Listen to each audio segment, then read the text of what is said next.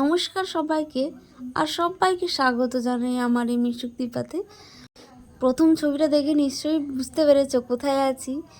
হ্যাঁ, স্লিপিং বৌদ্ধ, বিহারে এটা। আর আমরা বিহারে পৌঁছে গিয়ে সোজা চলে এসেছি স্লিপিং বৌদ্ধ দেখার জন্য। এই বৌদ্ধ অনেক বড়, অনেকটাই বড়, পুরো ছাদ জুড়ে আছেন। তো আমরা এসেছি রাত্রিবেলায়। এখানে যে টোটোগুলো পাওয়া যায়, আমাদের হোটেল থেকে ওই টোটো বুকিং করেই চলে এসেছি এখানে আমরা। আর এসে দেখি প্রায় ওনাদের প্রার্থনা শুরু, মানে গেট টেট বন্ধের দিকে, তবে এখনও বন্ধ হয়নি, এখনও প্রায় অনেকজনই আসছে। খুব সুন্দর লাইট দিয়ে ঘেরানো, আর এত সুন্দর লাইট পড়ছে মন্দিরটিতে, অসম্ভব সুন্দর লাগছে। একদম গেটে উঠে, মানে ওঠার মুখেই আছে খুব সুন্দর একটা ঝাড় লণ্ঠন। আর এখানে সমস্ত ওনাদের অ্যাক্টিভিটিসগুলো দেওয়া আছে।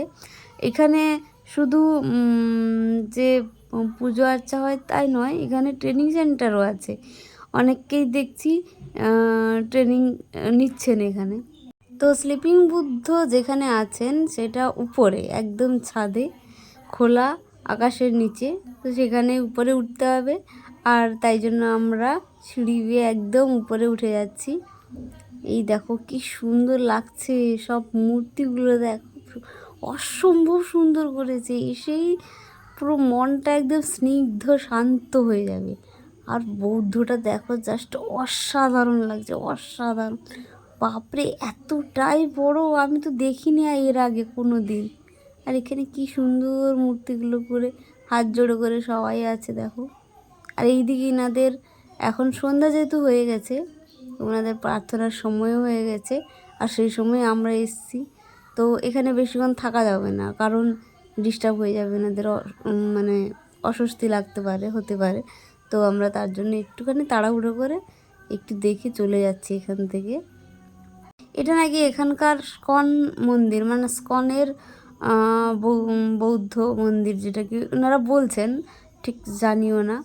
তো এখানকার আমাদের দেখা প্রায় শেষ, ফটো টটো নেওয়াও শেষ। এবার যাচ্ছি নিচে। নিচে বৌদ্ধ যেখানে পুজো আর্চা হয়, তো সেখানেই যাচ্ছি। দেখো এদের পোশাক আশাকও দেখো, সবাই যেরকম বৌদ্ধ পোশাক হয় ওনারা সেরকমই পরে আছেন। আর এটা গেট বন্ধ করে দিয়েছে, এসে দেখি। তো আমরা কোনো ব্যাপার নয়, গেট খুলেই ঢুকে যাব, কারণ এসছি মানে দর্শন না করলে হবে না, দর্শন তো করতেই হবে। তো এখান থেকে দেখলে হবে না, মানে বোঝা যাচ্ছে না ঠিকঠাক। আর তাই জন্য আমরা ভাবছি গেট খুলবো কি খুলবো না, কেউ যদি কিছু বলে।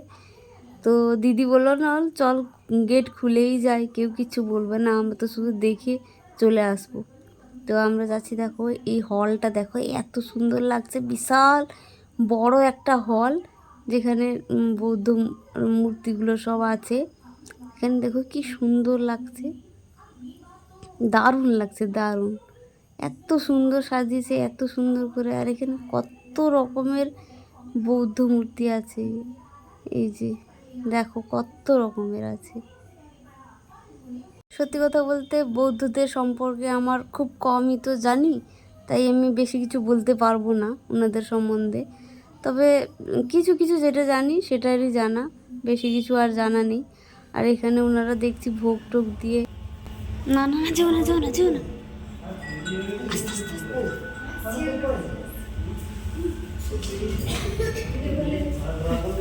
তো সব দেখা হয়ে গেছে, প্রণামীও দিয়ে দিয়েছি প্রণামী বাক্সে। আর এখান থেকে চলে যাচ্ছি, কারণ ভয় লাগছে। উনি বলছেন আমার একটা ছবি তুলে দাও। ওনারা, আমরা যে গাড়িতে করে গিয়েছিলাম, উনি ওই গাড়িতেই করে গেছেন। আর এখানে আমরা তাড়াহুড়ো করে চলে যাচ্ছি কেন বলো তো, কারণ মন্দিরটা পুরোটাই ফাঁকা, মানে আমরা ভেতরে যে ঢুকছি ওনারা জানেন, কিন্তু তবুও এতটাই মানুষকে বিশ্বাস করেন। দেখো এখানে ওনারা প্রণামী বাক্স টাক্স সব কিছুই তো আছে, কিন্তু প্রণামী বাক্সে প্রচুর টাকাও আছে, এখানে সোনা দানাও অনেক মূর্তির কাছে আমি দেখতে পাচ্ছি, কিন্তু তবুও একবারও আসেনি। মানে এতটাই বিশ্বাস করেন যে আমরা ঠাকুর দর্শন করতে এসেছি ভক্তি করে, এটাই বিশ্বাস।